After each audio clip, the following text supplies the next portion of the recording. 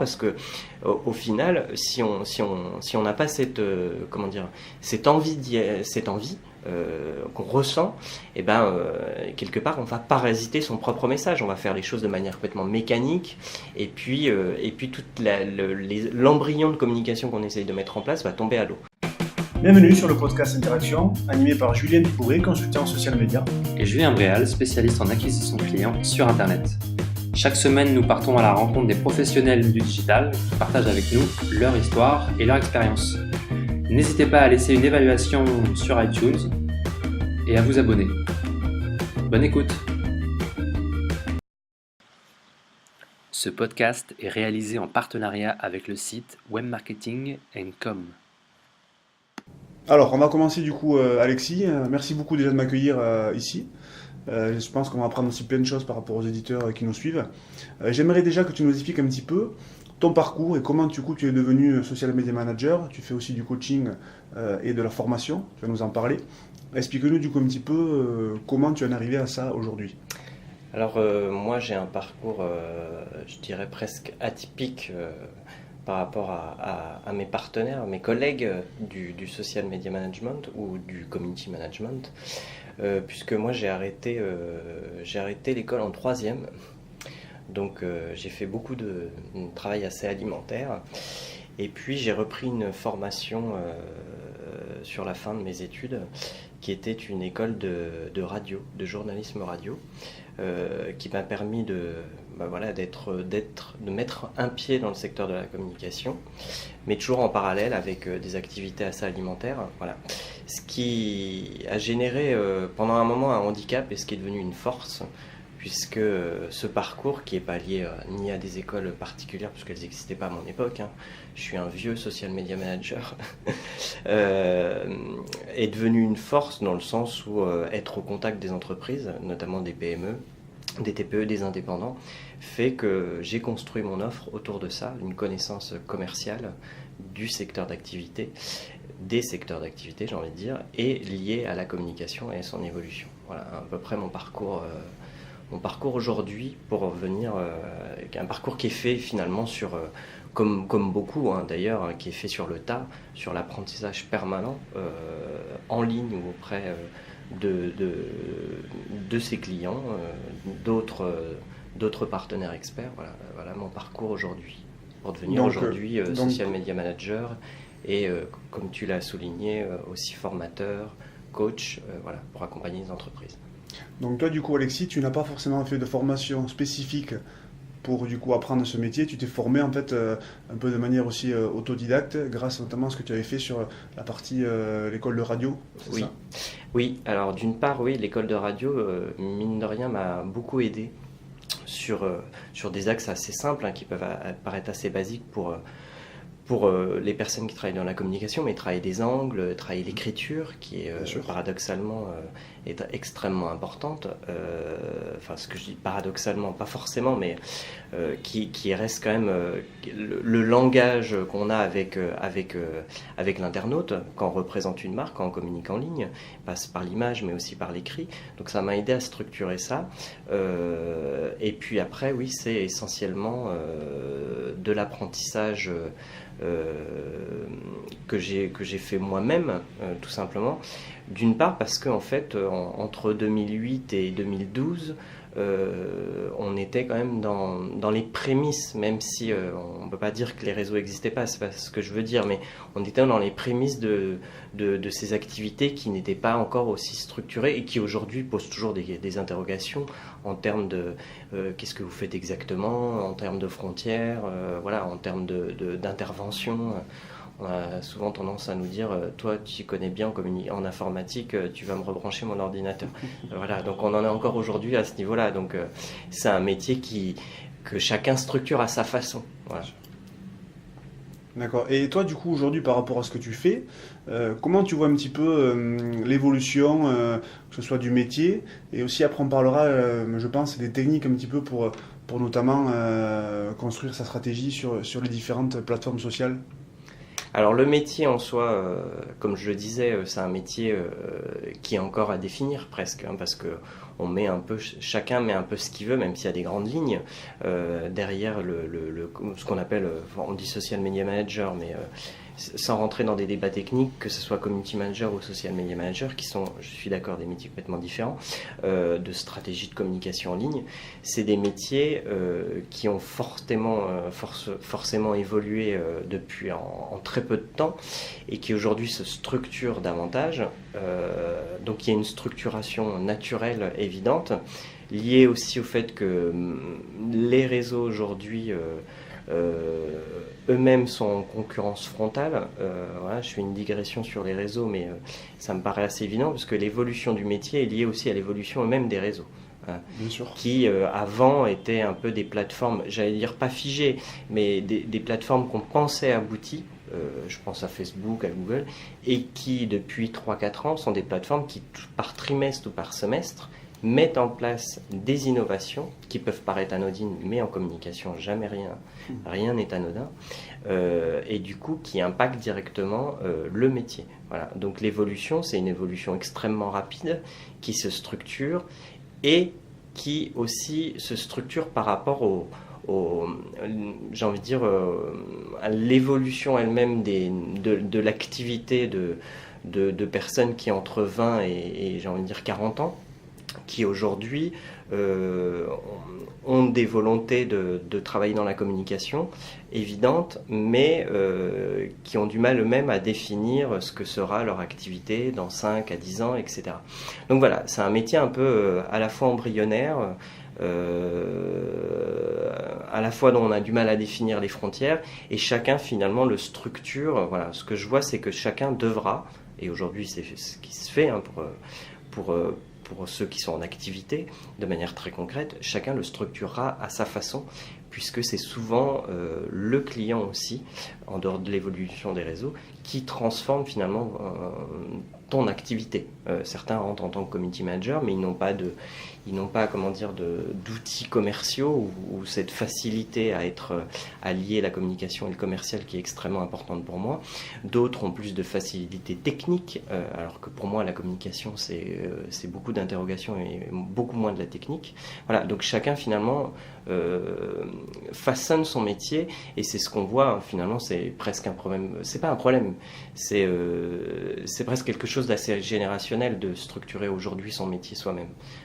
Et on le voit de plus en plus avec le développement forcément des solo-entrepreneurs ou des freelances, etc. Donc on voit que ça correspond finalement à l'évolution de la société. Et donc ce métier est quelque part un peu représentatif, parce qu'il y a beaucoup d'appelés, j'ai envie de dire des fois au final peut-être peu d'élus, mais oui. Voilà comment je le vois aujourd'hui, puis comment je le vois évoluer dans les années qui viennent. D'accord. Et tu parlais du coup de compréhension du métier, notamment de la part des clients. Est-ce que tu pourrais aujourd'hui expliquer un petit peu pour les gens qui nous écoutent, selon ce que tu as vécu comme expérience, comment les gens aussi, comment les clients apprécient ou se rendent compte du coup de ce que c'est aujourd'hui qu'un community manager ou quelqu'un qui va être social media manager pour s'occuper de la marque, de l'entreprise sur les différentes plateformes sociales? Comment il l'aborde? Comment le client comprend du coup ce métier, si c'est très clair aujourd'hui, ou si les entreprises sont encore justement en train de se poser beaucoup de questions sur à quoi ça sert, qu'est-ce qu'on fait avec. Alors il y a un peu de monde. Il y a le monde de la communication elle-même, des agences, des grandes marques qui ont complètement intégré ce genre de profil et pour qui c'est complètement abouti. On est déjà à l'étape d'après, on parle d'autres fonctions, de la data, etc. Donc ils sont vraiment passés à autre chose.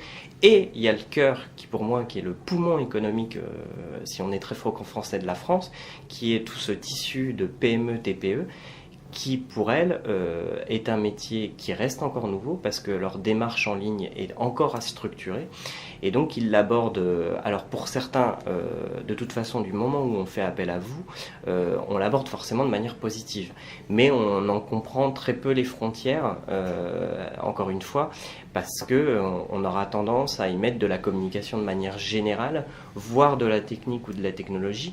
Donc ça reste encore à définir, et encore encore une fois, c'est aux personnes elles-mêmes, aux agences, aux prestataires, comme toi et moi, à définir ce qu'on est capable d'apporter à ces entités-là, à ces entreprises, qui, au final, pour revenir à ta question initiale, ont du mal à le définir. Parce que la transition dont on nous rabâche sans arrêt les oreilles et qui n'est pas faite, fait en sorte que forcément ce métier vient se greffer sur cette transition parce qu'il y a un besoin vital. On n'est pas un besoin de visibilité, là on a un besoin business carrément. C'est pour ça que le mot vital me paraît complètement important. Donc il est très compliqué à définir pour eux. Mais un accompagnement structuré, intelligent, dans lequel on a défini des périmètres d'activité très précis et sur lequel surtout le client voit les tenants et les aboutissants, fait en sorte que naturellement on va comprendre ce métier qui n'est pas un métier complètement incompréhensible. Voilà, c'est une question de proximité et d'intelligence respective qui dans 99% des cas se fait, mais au contact, de manière très concrète. Moi, c'est vrai que sur ce point, je vois souvent des clients qui me disent très bien, je maîtrise les réseaux sociaux, je connais les réseaux sociaux, et bien sûr c'est très large les réseaux sociaux, mais qui après n'ont pas forcément une approche ou une maîtrise de manière professionnelle. Et là, il y a vraiment, je pense pour moi, un écart qui est vraiment gigantesque entre les pratiques personnelles et on pense maîtriser, parce que les réseaux sociaux c'est très facile aussi à prendre en main, c'est une des grandes forces de ces plateformes. Je ne sais pas toi ce que tu en penses par rapport à ça, entre le fait de se dire je connais, je maîtrise les réseaux sociaux de manière personnelle et donc je vais y arriver de manière professionnelle. Il est évident que ça m'arrive de le dire aux gens que j'accompagne en formation, aux étudiants, aux entreprises, de dire les réseaux sociaux, c'est pas dur. Un enfant de 8 ans, il est capable de remplir des cases. Parce qu'en soi, ça peut se résumer, les réseaux sociaux, à remplir des cases. Et c'est le cas. Et ça, c'est pas dur. Ce qui est compliqué, c'est de comprendre qu'il va falloir développer une stratégie. Et une stratégie, ça implique plein de paramètres et aussi, surtout, une volonté de l'entreprise de se livrer elle-même, de livrer pas des secrets industriels, mais de se livrer, de se mettre en avant, etc. Parce qu'elle est en frontal direct avec d'autres entreprises sur son secteur d'activité business elle-même, et donc sa plus-value, ça sera elle. Et donc les entrepreneurs, effectivement, souvent ont tendance à dire oui mais moi je suis sur les réseaux sociaux et j'ai pas de problème particulier mais je vois bien que ça me rapporte rien parce qu'un entrepreneur c'est assez caricatural mais ça arrive souvent, il va prendre 1 heure devant lui en disant voilà j'ai 1 heure devant moi, je vais ce que j'appelle bourrer du produit en ligne, pas m'intéresser aux autres et du coup au final ne pas avoir d'impact parce que moi je fais souvent ce parallèle là parce qu'il parle beaucoup aux gens, les réseaux sociaux c'est comme en amour, si vous vous intéressez pas aux autres ils s'intéresseront pas à vous et il y a tout un processus de drague en ligne à développer qui passe par les mots et par les images et par l'intérêt et les interactions qu'on va générer qui va construire une visibilité et qui au final va construire qui va donner un impact l'offre de service ou l'offre produit que valorise l'entreprise. Et ça prendra du temps. Donc effectivement, il y a, comme tu le soulignais, il y a cette frontière qui est une frontière de métier qui a tendance à se rapprocher parce qu'à force d'en parler, on comprend ce que c'est l'activité, mais concrètement sur le terrain, en termes de communication digitale, sur les réseaux sociaux, alors on dit digital, on va pas être dans la sémantique parce que chacun y met des définitions qu'il veut, mais de manière générale, la communication en ligne pour les entreprises et notamment ces structures qui n'ont pas fait leur transition ou qui pensent avoir fait leur transition, elle est compliquée parce que l'interrogation n'est pas faite sur la stratégie. Et on va beaucoup travailler là-dessus sur la stratégie et ça demande, encore une fois, ce que je disais tout à l'heure, une proximité, une intelligence partagée sur le processus à mettre en place pour que ce soit efficace. Parce que qu'est-ce que va demander une PME ou une TPE? C'est que ça lui rapporte au final. Et voilà. Et quand on a cette démarche-là, qui est une démarche d'explication, qui est une démarche où l'entreprise va, encore une fois, va comprendre sans perdre son objet initial qui est son produit d'entreprise, sans se perdre elle-même dans ce qu'elle sait faire, dans ce qu'elle fait au quotidien. Quand elle comprend tout ça, que tout ça on va le valoriser, eh ben, on peut l'accompagner et on peut être, encore une fois, efficace. Voilà. D'accord, très bonne réponse. Tu parlais un petit peu de stratégie. Est-ce que tu pourrais partager, alors tu vas me dire si tu peux, est-ce que tu pourrais peut-être partager quelques premiers conseils qu'on pourrait donner à une entreprise, à un entrepreneur avant de se lancer, ou s'il est déjà du coup sur les réseaux sociaux, pour mieux saisir les différentes opportunités? Alors moi, ce qui est assez simple en soi à mettre en place pour un entrepreneur qui veut se lancer, en dehors des interrogations stratégiques, il y a tout un tas d'outils qu'on peut utiliser, marketing, mais mettons-les de côté. C'est de se dire déjà, il ne faut pas aller partout se multiplier. Donc je dis souvent à ces entrepreneurs-là, que je croise régulièrement, de sélectionner voire 1 ou 2 réseaux, de bien les maîtriser et de ne pas s'éparpiller. Donc le premier conseil qu'il faut donner, c'est de ne pas se multiplier. Voilà. Un réseau comme Facebook ou LinkedIn, bien maîtrisé de manière quotidienne, c'est déjà bien. Et après ça, il y a la notion de plaisir qu'on oublie. Et un entrepreneur qui, au bout d'un moment, arrive à un tant soit peu prendre du plaisir dans sa communication pour valoriser ce qu'il fait, pour s'intéresser aux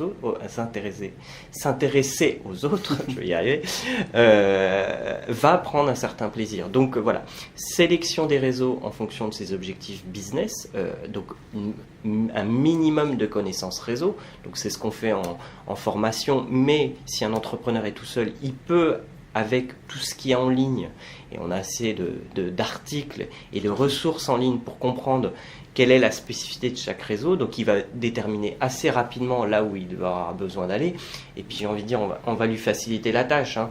Facebook, Twitter, LinkedIn ou Instagram, on va le mettre en bonus, voilà, sont assez essentiels, et donc il va piocher là-dedans, et après il va investir sa communication sur une ou deux de ces plateformes, et après mettre en place. Et après, il y aura cette notion de plaisir qui fera au bout d'un moment qu'il prenne lui-même en se disant oui, j'aime bien communiquer, j'y prends encore une fois, j'ai une satisfaction à le faire. Voilà. Et ça, c'est important. C'est important parce que au final, si on n'a pas cette envie qu'on ressent, et quelque part on va parasiter son propre message, on va faire les choses de manière complètement mécanique, et puis tout l'embryon de communication qu'on essaye de mettre en place va tomber à l'eau. Donc voilà, sélection des réseaux, maîtriser 1 ou 2 réseaux, c'est bien, et prendre du plaisir au final, ça me paraît être une notion essentielle. Ouais, parce qu'en plus, moi je dis souvent aussi aux gens que j'accompagne, ça suppose aussi un minimum d'implication personnelle. Si on n'est pas prêt à faire aussi cet effort de ce côté, n'importe quel expert que vous allez solliciter pour vous aider, il ne pourra pas connaître à 100% si votre entreprise, il ne pourra pas savoir aussi quels sont vos sujets de prédilection et quelle histoire vous voulez raconter. Donc moi je pense que tu as donné 3 premiers conseils du coup qui sont hyper intéressants. Alors en termes, juste pour rebondir sur ce que je disais, parce que l'organisation de tout ça, elle est propre à chacun.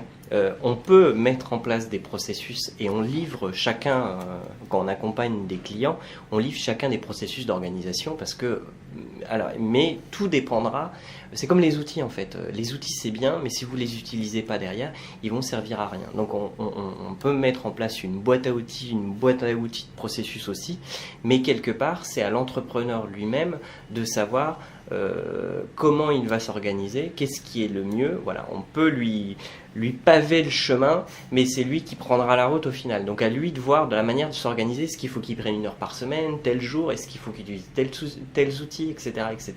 Donc ça c'est beaucoup, voilà, un prestataire comme toi et moi est là pour délivrer ce message-là en disant il existe tout ça.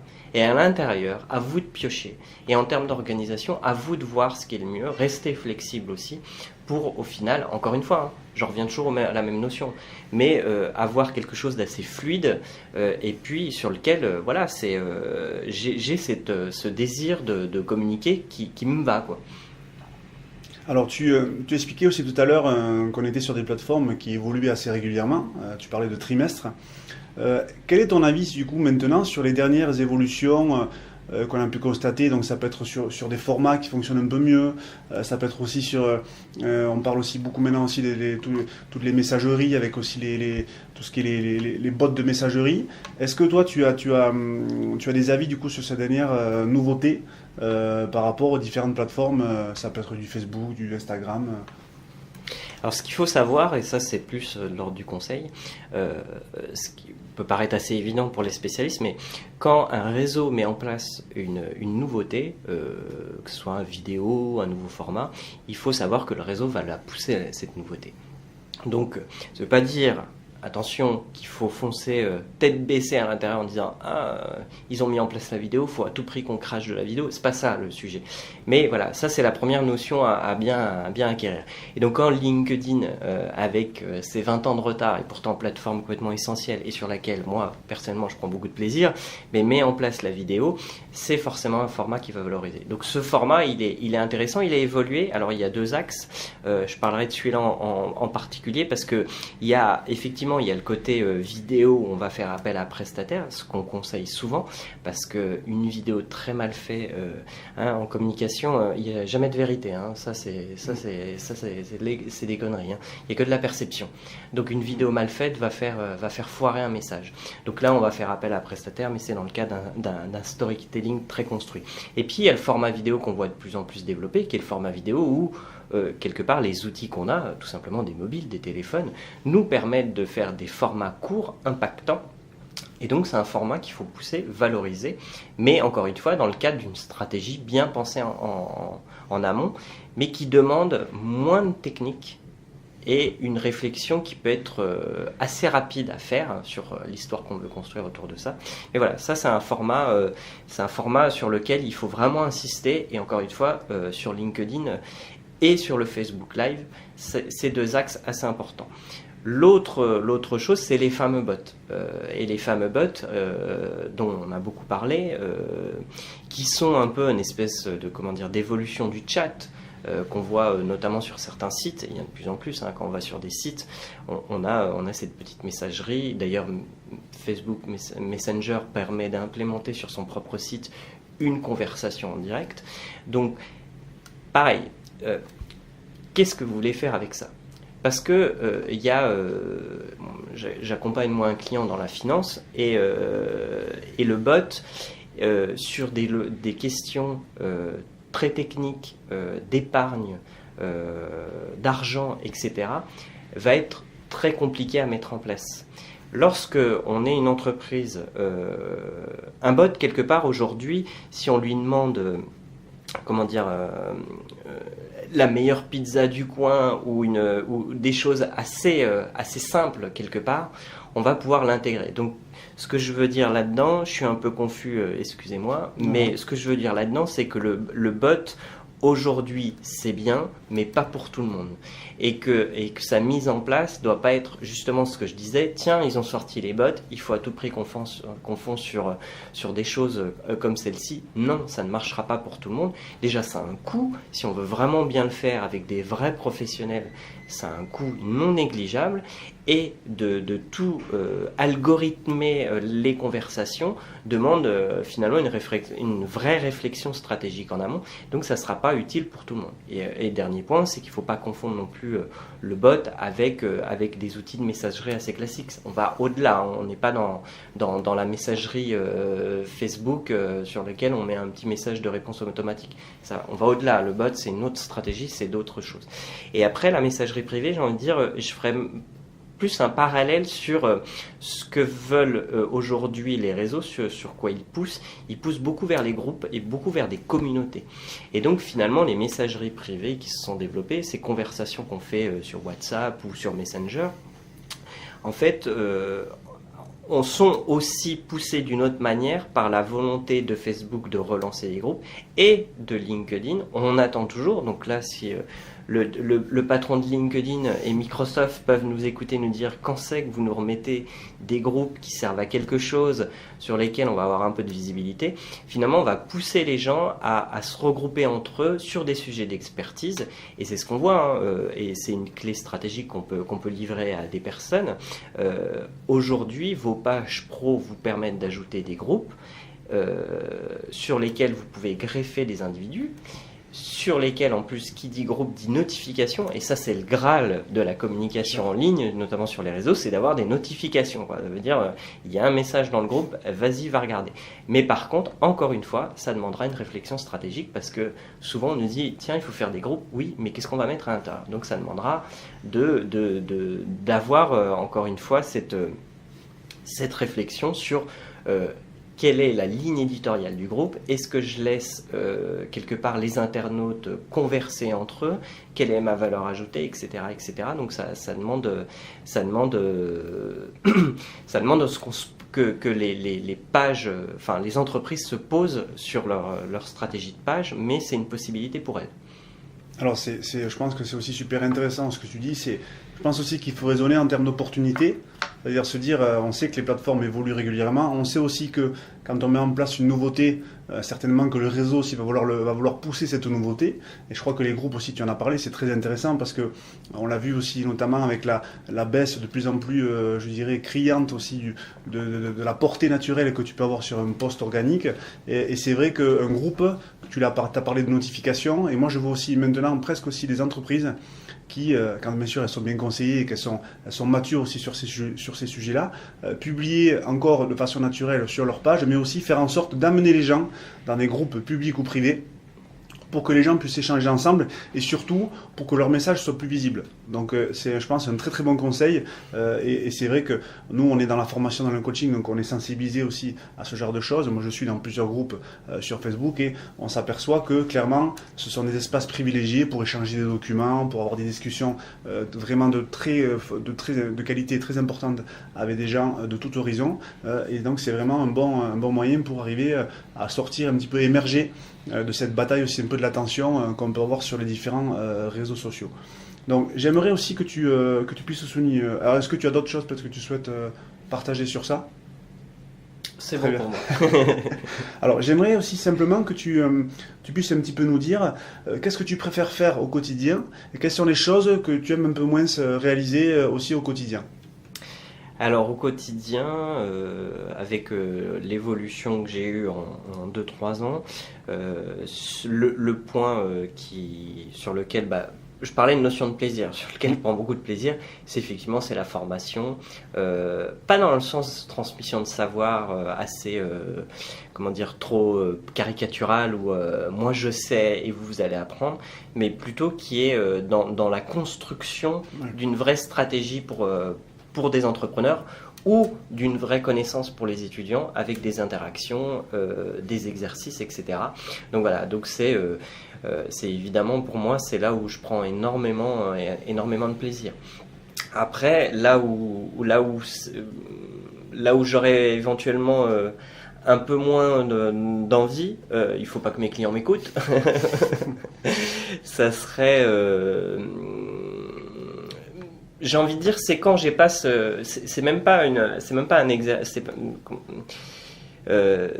activité, c'est plus quand on a moins d'interaction avec son propre client. C'est-à-dire que il arrive régulièrement qu'on mette en place des choses et qu'on se rende compte que, alors soit pour le client ça ne fonctionne pas, mais surtout qu'on n'a pas cette proximité. Donc l'éloignement, parce qu'on parle de digital, mais ce qui est important, et tu l'as souligné aussi, c'est la proximité, hein, c'est la relation aussi presque physique qu'on a avec ses prospects ou ses clients. Et donc quand on perd ça, quand il n'y a pas ça, et on prend quelque part moins de plaisir et puis on est moins impactant au final. Voilà. Et c'est là où c'est plus compliqué. On essaye de lutter contre ça, de s'organiser, mais des fois ça ne fonctionne pas. Donc voilà. Et là pour moi c'est vraiment difficile ce point-là. Et la partie du coup que tu préfères faire au quotidien, c'est la notion de plaisir? Alors il y a une part graphique que moi j'aime beaucoup, c'est construire une ligne graphique, même si je précise, parce que là je sens que les graphismes vont me sauter dessus, en plus si je dis que j'utilise pas Photoshop, je fais un sacrilège, mais cette partie graphique qui est très importante, qui me permet de construire tout un tas de messages pour mes clients et de leur donner une visibilité différente, parce que pour moi toute communication passe, je disais par les mots, mais par l'image, et donc construire une identité graphique, on peut aujourd'hui, et j'y prends beaucoup de plaisir là-dessus, avec des outils, et donc du coup, c'est ce que j'apprécie de faire au quotidien, construire des infographies, construire des messages, essayer de faire même des blagues dans mes messages, voilà, tous ces trucs-là sont super importants pour moi. D'accord. Alors, le podcast, il s'appelle Interaction. Est-ce que tu pourrais donner, toi, un exemple d'interaction ou d'activation sociale que tu as pu faire, que ce soit à titre personnel ou pour des clients, sans forcément citer les noms, pour qu'on puisse aussi comprendre comment on peut fonctionner, je dirais, une bonne activation sociale sur un réseau ou sur plusieurs réseaux sociaux. Tu as un exemple que tu pourrais donner comme ça, de choses que tu as réalisées? Que j'ai réalisé en interaction sociale. Ouais. Ça peut être la création, tu as fait peut-être un jeu concours, ou tu as fait ce contenu pour faire ça, et tu as réussi à obtenir ce résultat-là, tu vois, en termes de qu'on puisse... Alors c'est toi qui vois si tu peux du coup parler de ça. Ça peut être aussi de manière personnelle, ce que tu fais toi, pour peut-être aussi acquérir des clients, voilà. Alors, je soulignerai deux choses. La création pour un client de tout un tas de personnages qu'on a créés pour valoriser son offre dans un secteur que je soulignais tout à l'heure, qui est un secteur de la finance. Et la création de ces personnages a demandé donc une intervention graphique et là je rassure mes graphistes qui nous écoutent, sur laquelle je ne suis pas intervenu, un professionnel est intervenu dessus, et donc je suis intervenu plutôt sur la partie écriture des personnages. Et pourquoi je dis ça? Parce qu'en fait ça nous a permis justement d'utiliser ces archétypes qu'on dit en marketing, de manière à communiquer pour l'entreprise dans un secteur qui paraît pas du tout sexy. Donc voilà, on a contourné un peu la communication un peu froide, un peu classique autour de ça, et ça nous permet aujourd'hui de générer de la visibilité et de générer de l'interaction et de générer du business. Voilà. Donc ça, c'est la première chose. La seconde que moi je mets en place, c'est plutôt la valorisation,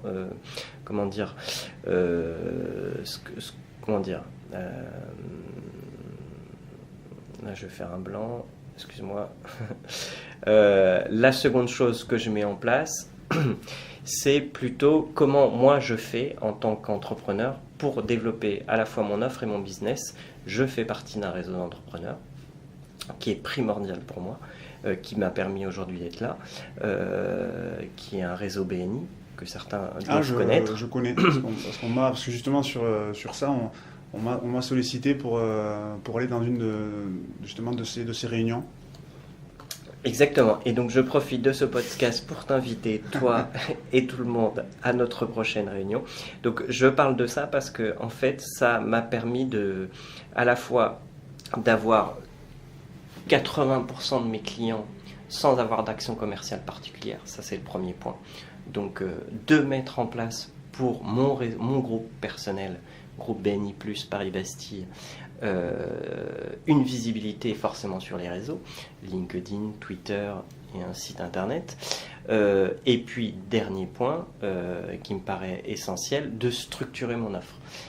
Paradoxalement, et ça il faut le souligner à ceux qui veulent rentrer et qui sont dans la communication et qui commencent, qui essaient de se développer, paradoxalement, on fait beaucoup d'expertise au travers de networking, etc. Et c'est essentiel, entre experts du digital, du marketing, de la communication, et c'est très bien, et c'est encore une fois primordial. Mais si vous êtes dans une logique de recherche client, il va falloir aller chercher autre chose et de se confronter, tu parlais de zone de confort tout à l'heure, en off, parler de zone de confort, mais de sortir de sa zone de confort, et ça c'est essentiel. Et donc du coup, pour sortir de sa zone de confort et aller chercher du client, il faut se confronter à d'autres types de secteurs d'activité, d'autres types d'entreprises, justement qui ont des besoins en communication digitale. Et tout ça, ce melting pot m'a permis de construire mon offre de manière efficace aujourd'hui. D'accord, très bon raisonnement sur ce genre de choses, mais c'est vrai que le marketing de recommandation fonctionne aussi encore très bien. Moi je vois beaucoup de gens aussi qui se lancent là-dedans et qui n'ont pas forcément beaucoup d'expérience dans ce métier-là, qui sont en freelance. Moi je crois que faire partie, comme tu l'as dit, d'un réseau du coup d'entrepreneurs, c'est vraiment quelque chose qui est très important pour vous aider. Et puis pour aussi, bien sûr, toujours sortir aussi de sa zone de confort et aller rencontrer des personnes. Je pense que c'est primordial. Alors on arrive sur les dernières questions de cet épisode.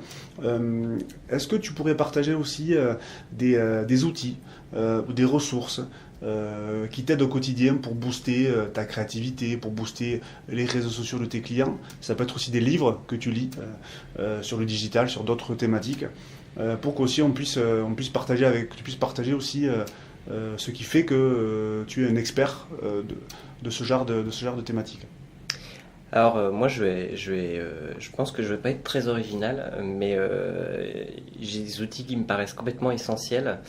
Peut-être parce que je suis pas assez technicien et encore, je vais utiliser essentiellement un outil que j'utilise tous les jours qui est Canva, bien entendu en version freemium pour construire toute l'identité graphique.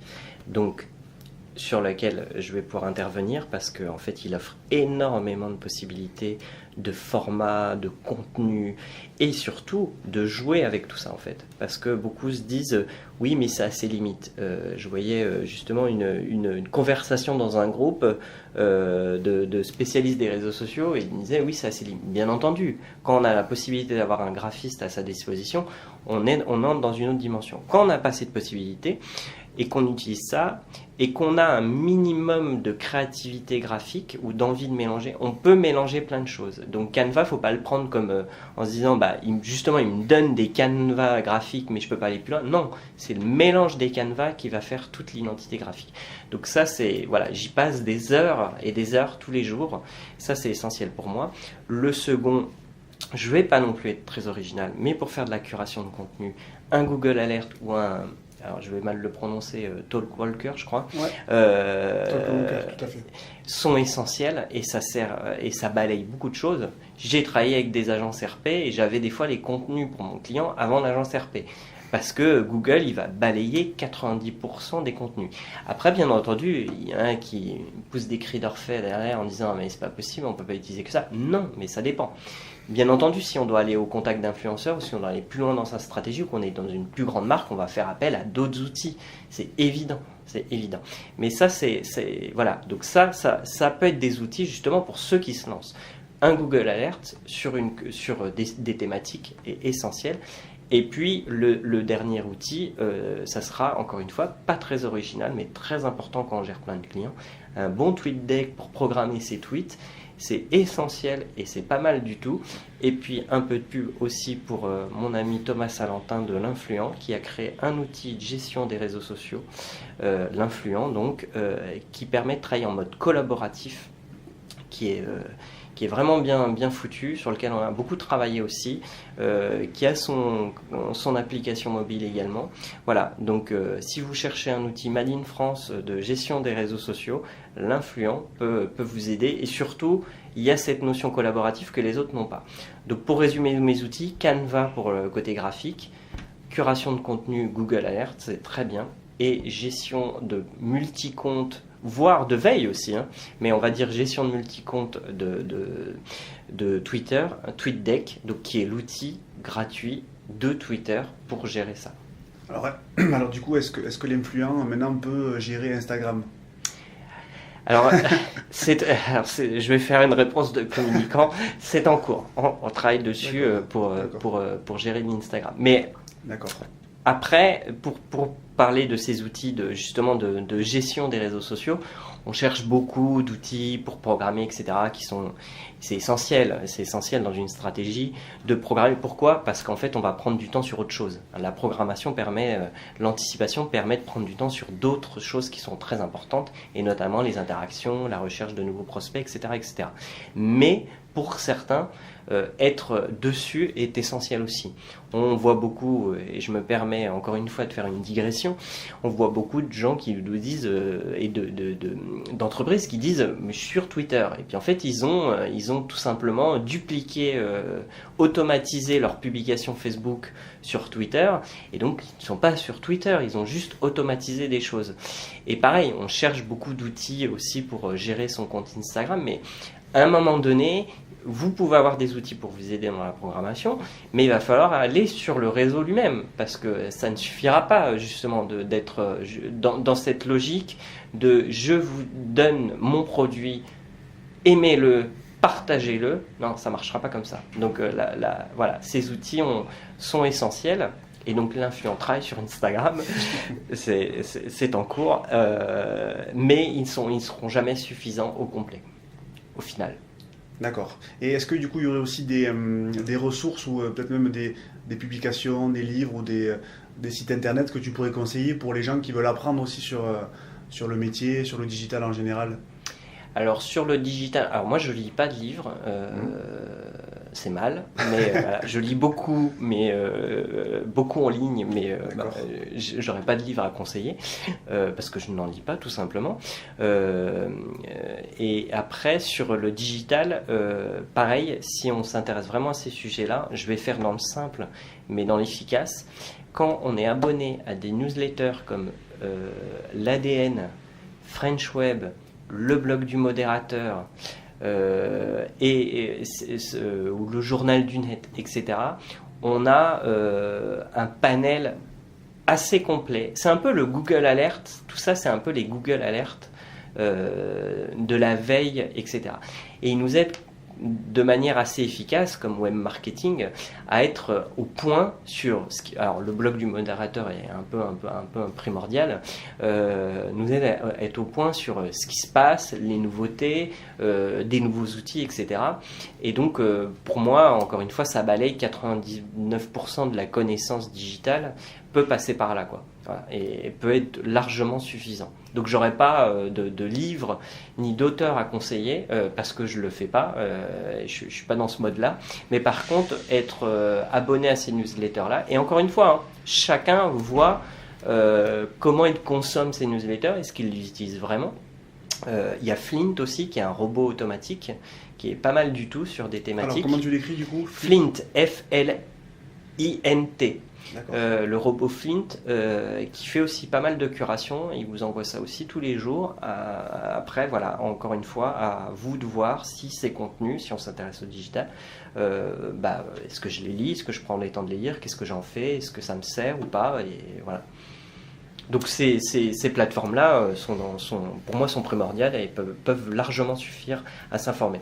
Le dernier point, et je me permets sur lequel j'insiste, qui n'est pas dans ces contenus-là, il est essentiel aujourd'hui pour ceux qui veulent devenir community manager, selon moi, ou plus, et indépendants, je parle indépendants. Il y a ceux qui veulent se tourner vers des agences, il y a ceux qui veulent travailler en entreprise, ça je le mets de côté. Ceux qui sont indépendants et tout, de vraiment structurer leur offre commerciale et de vraiment travailler là-dessus, quoi. Parce qu'ils seront eux-mêmes leur propre entreprise, et donc il va falloir vraiment muscler ce discours-là. Et moi je vois trop régulièrement des personnes qui se lancent, qui sont, excusez-moi de le dire, mais beaucoup trop tendres et pour ce métier-là, quoi. Quand on se lance en indépendant, il faut bien avoir cette notion commerciale qui est primordiale pour moi, à la fois pour la stratégie client, mais pour soi-même aussi. Et donc, il faut arriver à structurer son discours pour être, encore une fois, hein, c'est un mot que j'utilise régulièrement, mais pour être efficace. Voilà. Ouais, tu veux dire qu'en fait, il faut, quand on rentre en contact avec des personnes, il faut déjà qu'on sache les différents packs qu'on pourrait proposer, tout ça, qu'on ait déjà une idée. Oui, après chacun il mettra ce qu'il veut, encore une fois, derrière, en termes d'offres, mais voilà, il faut avoir un discours commercial lorsqu'on veut être indépendant. Et beaucoup de personnes qui aujourd'hui sont formées, parce que je reprends le discours, ta question initiale sur mon parcours. Moi, il n'y avait pas d'école. En plus, c'était les prémices de Facebook en France, donc il n'y avait pas tout ça, quoi. Et puis ça se trouve, j'y serais même pas allé. C'est pas la question. Et c'est très bien qu'il y ait des écoles, au contraire, pour vraiment structurer ce métier, etc., etc. Mais par contre, il manque à l'intérieur souvent de ces écoles-là des modules de formation qui sont typiquement commerciaux, parce que certains vont vouloir être indépendants ou seront indépendants sur le marché du travail au sortir de l'école. Et donc du coup, voilà, pour certains, je pense que ça peut être utile et essentiel. Donc il y a vraiment un raisonnement là-dessus, quoi. Une très bonne analyse sur ça. Est-ce que tu as des choses que tu souhaites rajouter avant de conclure cet épisode? Non. On a fait, je pense, un épisode très intéressant. Où est-ce qu'on peut te retrouver si besoin, pour les gens qui veulent te contacter? Alors moi, j'ai alors sur LinkedIn, bien entendu, ça me paraît assez évident, Alexis Lemonnier, et puis sur mon site boxon.net, sur lequel il y a à la fois alors mon offre. C'est pas ce que j'ai envie de vendre, j'ai envie de dire. Je parlais de discours commercial, mais plutôt la partie blog. Voilà, comme je parlais tout à l'heure, j'aime bien écrire, donc voilà, on met aussi en avant de l'expertise sur cette plateforme-là.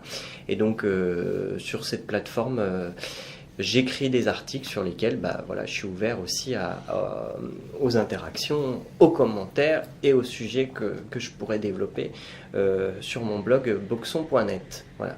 Et puis dernier point, j'en ai parlé tout à l'heure mais j'en reparle, j'invite tous ceux qui sont entrepreneurs à venir présenter leur activité au sein d'un groupe d'entrepreneurs qui fait de la recommandation d'affaires et qui partage du business.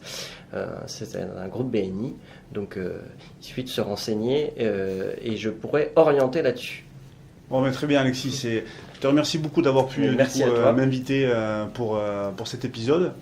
Je te dis du coup à bientôt et on va chacun du coup maintenant construire son offre commerciale pour être efficace sur les gens qui sont indépendants. D'accord ? Eh bien, faisons ça ensemble. C'est parfait. Salut, au revoir. Au revoir. Merci d'avoir écouté cet épisode. Si ce podcast vous a plu, n'hésitez pas à laisser un avis positif sur iTunes. Vous pouvez nous retrouver sur LinkedIn à Julien Bréal et Julien Pibouré. À bientôt.